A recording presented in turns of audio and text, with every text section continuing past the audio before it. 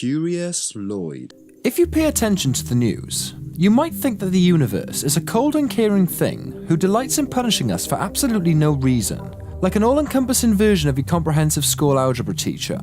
However, there is a softer side to the old bugger. Every once in a while, the laws of probability decide to look the other way and help random people through staggeringly unlikely coincidences.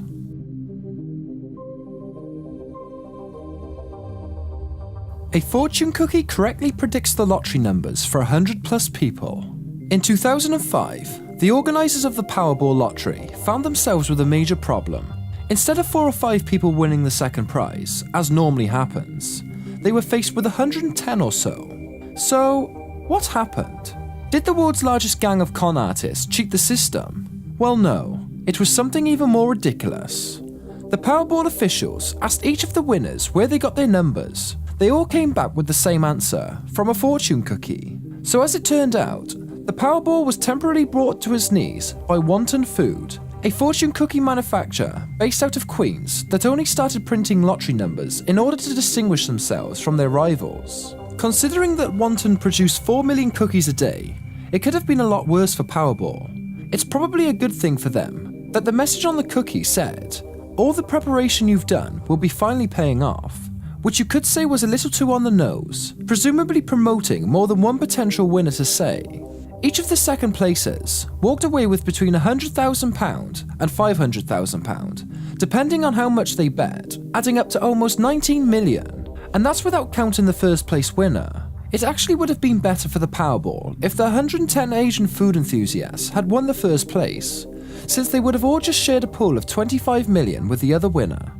After this, Wonton's food business reportedly boomed, and people latched onto their pseudo-magical practice of picking random numbers from a bowl. I should note, however, that the company soon replaced this method with a more efficient randomized computer system.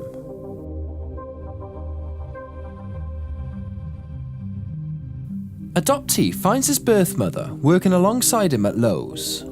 For most people, co-workers are a mysterious bunch who you only see because you're forced to. You make small talk with them because it beats conversing with yourself, which, if you start answering yourself back, is the first sign of madness. But you do always cooperate with them because death is the only escape from this perverse version of the prisoner's dilemma known as being employed. Steve Flake and Christine Talady weren't an exception to this rule until they found out they had more in common than just their employee discount cards. Flake was a delivery driver working at a branch at Lowe's in the Grand Rapids, MI. He was adopted as a baby and had been searching for his biological mother for years. Meanwhile, Talady, the store's head cashier, had given up a child for adoption when she was younger and had always wondered where he ended up, so you can see where this is going. In 2007, after 4 years of looking up for his mum's name online and coming up empty, Flake had realised he'd been spelling this wrong this whole time. It was Talady, not Taladay, as he'd been typing. One search for Chris Talady later, and he found out that she lived less than a mile out from his workplace. Excitedly, he mentioned this to his manager during a shift, who reminded Steve that he'd spent 8 months working alongside her. Too worried to make the introduction, Steve asked the adoption agency to make it, which led to probably the world's most awkward employee outing. However, once mother and son were reintroduced, they hit the ground running, they became friends, met each other's families, went on Ellen together, and even tried out for the amazing run. You know, all the important parent-childhood milestones. By 2009, Flake still kept in touch with Talady, but had left Lowe's for another job.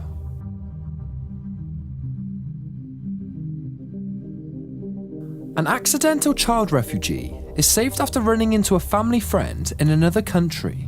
In November 2016, a 4-year-old girl was rescued from a rickety boat travelling from North Africa to Italy, accompanied by a couple dozen refugees who had absolutely no clue who she was. After being brought to an Italian child centre, the girl wasn't able to shed much light on her identity, due to the trauma of the trip and, being 4 and all. Since the Italian authorities didn't know how to contact her family, or even if she had one, the girl was probably looking at a not-so-bright future in foster care. And that's when one of her friends from back home happened to drop by, as things like this in these situations always happens. Now you see, the Italians had just picked up another boatload of people, including an 8-year-old girl called Naseed and her family. In order to keep Naseed entertained while her mother was being interviewed, the head of the children's centre handed over her phone because even kids from war-torn nations can't help but watch videos starring some spiky-haired nitwits playing Minecraft. That's when Naseed committed the cardinal sin of phone borrowers, opening up the owner's pictures, instead of happening upon any explicit material. However, Naseed saw a picture of the centre's newest resident, whom she identified as Almor. It turned out the two girls had been friends whilst living in Tunis, where, as some Facebook snooping revealed, Omar's mother still was. Omar and her mother had actually fled to Tunis from the Ivory Coast to escape some grotesque human rights violations. When Omar's mother went back home to grab a few things that had been left behind in the rush, she had left the little girl in the care of a friend, who was then offered the chance to migrate to Italy. The friend immediately took up the offer. Once Omar's mother was contacted, it took 5 months to finally reunite her with the girl, but from the looks of it, the wait was well worth it.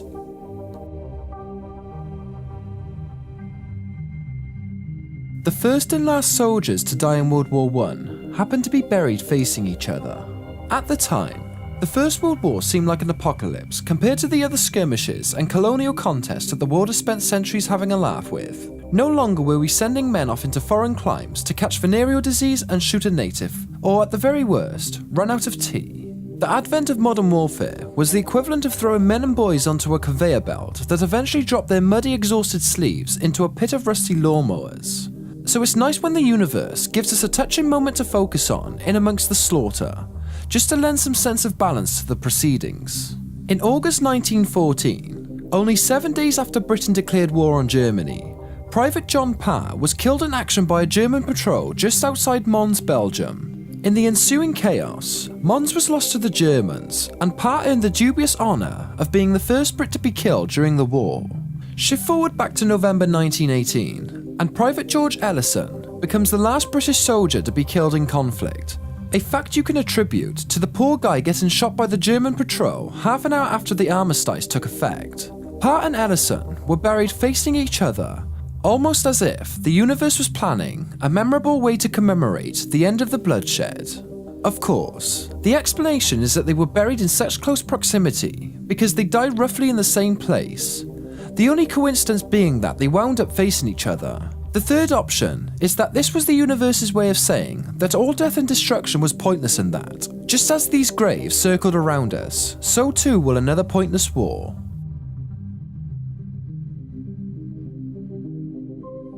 Two families rescue each other from genocide 50 years apart.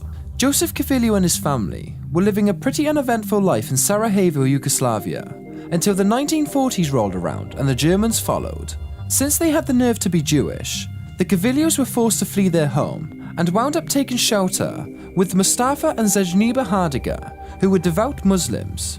The Hardaga home, by the way, was opposite the local Gestapo HQ, allowing them to listen in, whether they wanted to or not, to the constant screams of prisoners being tortured, even with periodic reminders of what would happen if they were found out to be hiding enemies of the state. The Hardagas still let their Jewish friends crash with them for as long as they wanted to. Thanks to the Hardagas, the Kavilios had time to get their stuff together and escape to a nearby safe city, after which Joseph was captured. Kavilio is Hebrew for can't catch a break. With the help of a sympathetic guard, he escaped and remained hiding out with the Hardagas until 1943, when he made a second break for it and reunited with his family. After the war, the Kavilios' new home of Israel named the Hardagas as the righteous among the nations, a title which placed them alongside Oskar Schindler, Pierre-Marie Benoit, and Albert Gorin.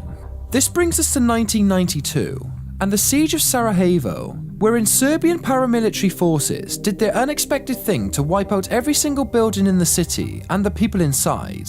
The now widowed Zejniba Hardaga, as well as her daughter and her family, were among those soon-to-be wiped-out citizens. But not if the Kavilios had anything to say about it, though. When they heard about the Hardagas situation, the remaining members of the Kavilio family contacted Yad Vashem, who in turn lobbied the government to put together a rescue team. Zejniba and her family were eventually located in the cellar and smuggled out the city inside a refugee convoy. Given the choice to be flown anywhere, the Hardagas picked Israel, presumably just so they could tell the Kavilios, okay, now we're even in person.